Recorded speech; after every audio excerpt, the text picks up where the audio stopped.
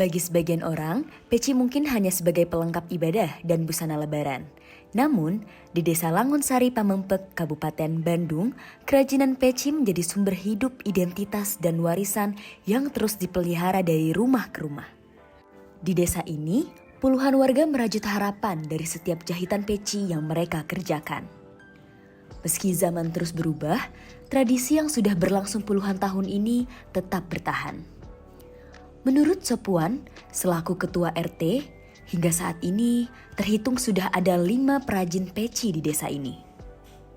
Peci mutiara, terus peci manis, peci melati ya saya, terus harmonis, terus mutiara, eksklusif mungkin kalau yang udah ini.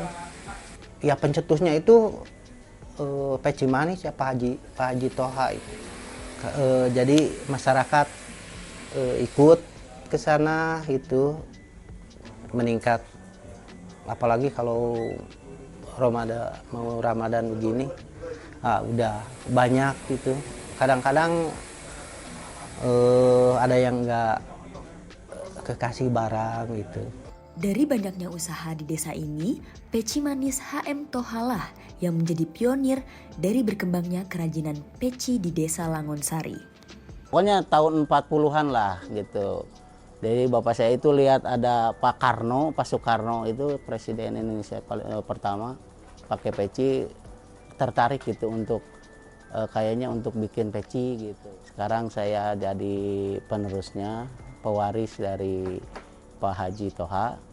Kain-kainnya itu dipakai untuk bahan peci gitu. Awalnya dari servis, mula-mulanya itu. Terus yang seterusnya Bapak mencoba nawarin ke toko tapi bukan merek sendiri, kayak Maklun gitu. Berangkat dari usaha rumahan sederhana, kini produksinya telah menjangkau berbagai daerah hingga ke mancanegara. Namun, perjalanan mereka tak selalu mulus. Kalau perjalanannya itu turun naiknya banyak dari awal kasih order awalnya ke Jakarta. Order itu ngasih satu kodi kalau nggak salah, info dari kakak-kakak gitu. Ngasih satu kodi itu perjalannya pesanan itu sampai maneg hampir beberapa bulan gitulah. Nggak langsung ada pasar gitu. Kalau peci manis, khususnya peci manis, walaupun nggak begitu banyak, tapi alhamdulillah adalah orderan gitu ya.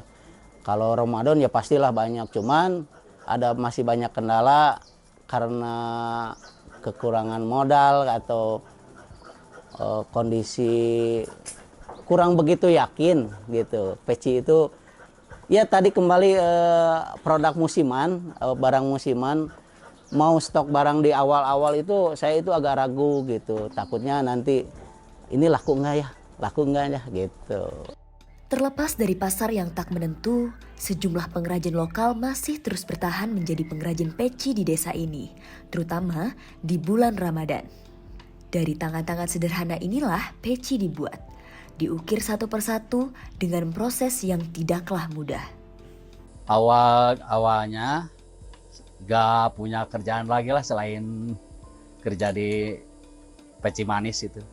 Dari tahun 89 lah kurang lebih. Kerjanya cuman di sini aja, gak ada yang lain. Itu berkodi. Iya. Satu hari kalau full dari subuh sampai sore bisa 2 kodi lah. Ya biasanya kalau Ramadan itu kan kerja itu cepat selesai gitu. Pasti lebih sibuk lah daripada hari-hari biasa. Upah gitulah misalnya. Nah, yang tantangan paling besar cuma upah aja. Kalau mulai belajar itu dari keluar sekolah SMP. Saya mulai belajar. Nah, di usia 20 tahun baru serius menekuni bidang ini. Kalau pelatihan sih nggak ada, cuman karena sering bergaul, sering melihat, karena di lingkungan perusahaan ini, ya mau tidak mau, akhirnya belajar secara manual. Alhamdulillah untuk tahun ini lebih banyak, lebih meningkat ya. Paling kalau Ramadan biasa dari subuh sampai sore gitu. Bisa lebih.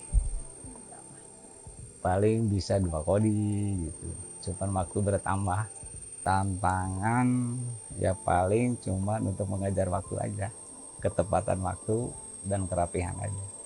Meskipun dihadapi berbagai tantangan, kerajinan peci telah menjadi bagian dari kehidupan warga dan menyatu dengan keseharian masyarakat hingga membentuk ikatan sosial yang kuat antar warga. Akan tetapi, Agus selaku pengrajin, juga Sopuan selaku ketua RT di Desa Langonsari ini sependapat bahwa keberlanjutan usaha peci terancam punah. Nah gitu, sekarang kan kebanyakan ke pabrik ya, atau keluar. Ini juga putranya Pak Gamal itu di sana sekarang keluar. Terus sama putra saya juga keluar, kebanyakan yang pada keluar. Kalau masalah untuk bertahan ya mungkin untuk melanjutkan aja, karena sekarang kan kurang banyak yang bisa lah gitu.